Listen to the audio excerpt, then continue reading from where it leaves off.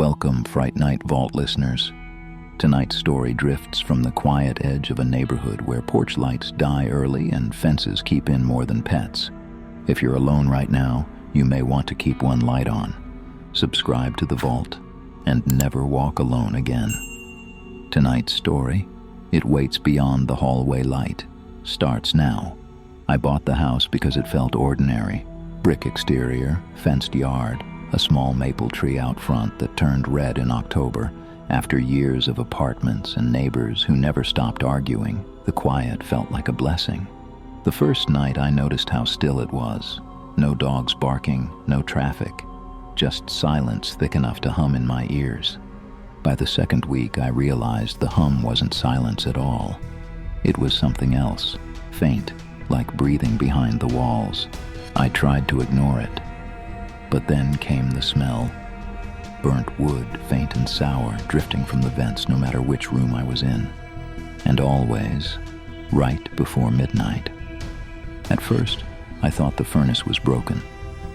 But when I turned it off, the smell didn't stop. It just moved, sliding from the hallway to the bedroom, following me. One night, as I reached to close my door, the light flickered, and in that half-second of dark, I heard it whisper my name. The next morning I convinced myself it was stress. New house, empty rooms, too much quiet. Maybe my mind just needed noise.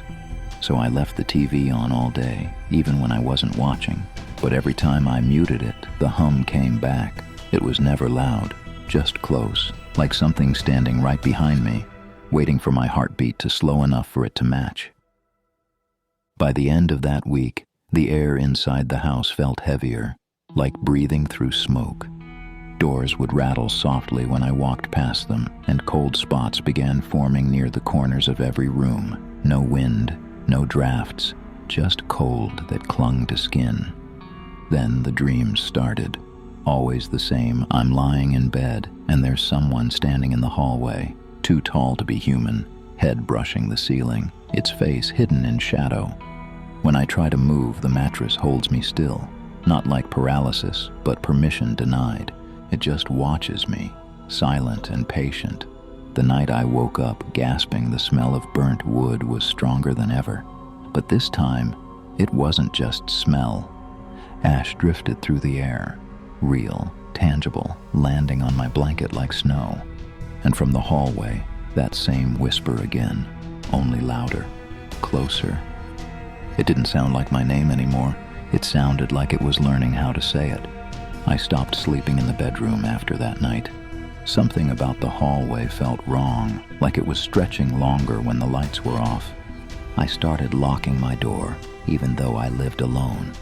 It didn't help. The whisper kept coming. Sometimes from the vents, sometimes from the ceiling. Once, I swear, it came from under the bed. I told myself it couldn't be real, that the house was old, the pipes were settling, the wiring needed work. But one night, I woke to the sound of footsteps in the kitchen. Slow, deliberate, bare feet dragging against tile. I sat up and listened. The sound stopped when I did, like it knew I was awake. The hum started again, low, steady, vibrating through the floorboards. The air pressed in on my chest, thick and metallic, until I couldn't breathe. And then, from the hallway, came the smell. Charred wood and burnt hair rolling in like fog. The temperature dropped so fast my breath came out white. The door handle turned, once, then again, harder. I froze. The sound of breathing was right behind it, deep, uneven, almost animal. And then the whisper, clear for the first time, "Let me see." The lights flickered once, twice, then everything went black. In that dark, something moved, slow and heavy, like claws sliding over drywall. The door didn't open. The wall beside it bent. The drywall cracked outward as though something enormous pressed its head against it from the other side. I stumbled back, tripping over the chair, slamming into the dresser. The air filled with ash, thick, choking, and through it, I saw the shape forming. Two hands first, blackened and thin, pushing through the paint. then a face, featureless at first, dragging itself out as if being born from the wall. No blood, no slime, just movement, wrong and dry, like wood grinding against bone. Its eyes opened last, yellow, empty. And it smiled, not with lips but by splitting the skin where its mouth should have been. The hum grew louder, drowning everything. Pictures fell, the mirror cracked, and over the noise, it whispered again, the words stretched and perfect now. You live in my house. It stepped fully through the wall, and for the first time I could see it all. Tall, skeletal, every inch of its body burned black, fingers too long, dragging behind it. Its movements were slow, curious, like it had all the time in the world. I grabbed the lamp and threw it. The bulb exploded, white light flooding the room for half a second, and in that flash, it was gone. The wall was solid again, but the burnt smell stayed. That night, I didn't sleep, and I realized something that made the silence worse than any scream. The hum wasn't coming from the walls. It was coming from inside the house itself, like a heartbeat, and it was waiting for mine to stop matching it. Morning came, but it didn't feel like morning.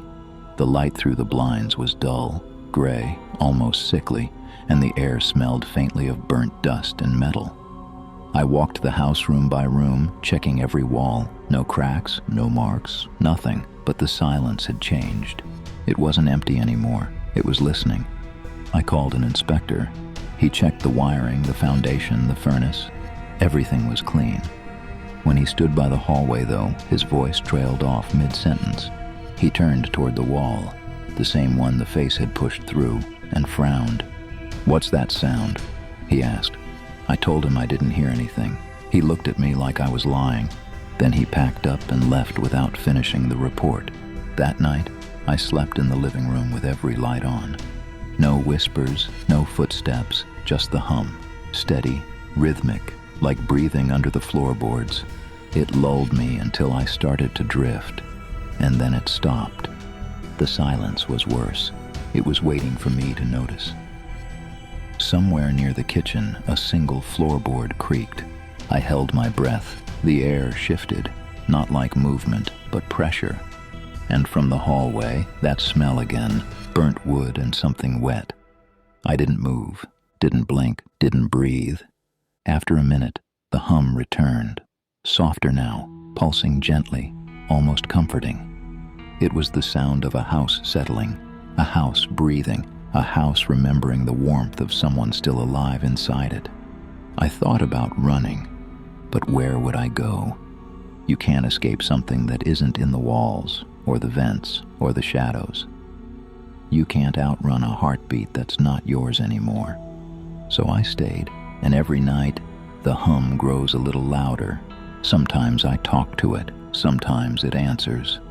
It's learning my voice now, shaping words the way it shaped my name. I've started to understand what it wants. It isn't trying to scare me, it's trying to live with me, to wear my house like skin. The walls are still solid, the doors still lock, but every now and then when the lights flicker, I see the faint outline of something taller than me standing in the reflection. It doesn't move, it just tilts its head, listening. And when I whisper back, the hum stops, the air holds still. And from the dark of the hallway, I hear it breathe the same words it said that first night. A promise, not a threat. You live in my house, only now. It sounds like my voice. If you enjoyed tonight's story, Fright Night Vault listeners, add a like, share it with someone who still sleeps with the lights off, and subscribe, because you know what happens when the vault grows quiet. Slip on your headphones, turn out the lights, and if you ever hear your house start to breathe, don't answer it. We upload nightly, and one evening, the story that crawls out next might be yours.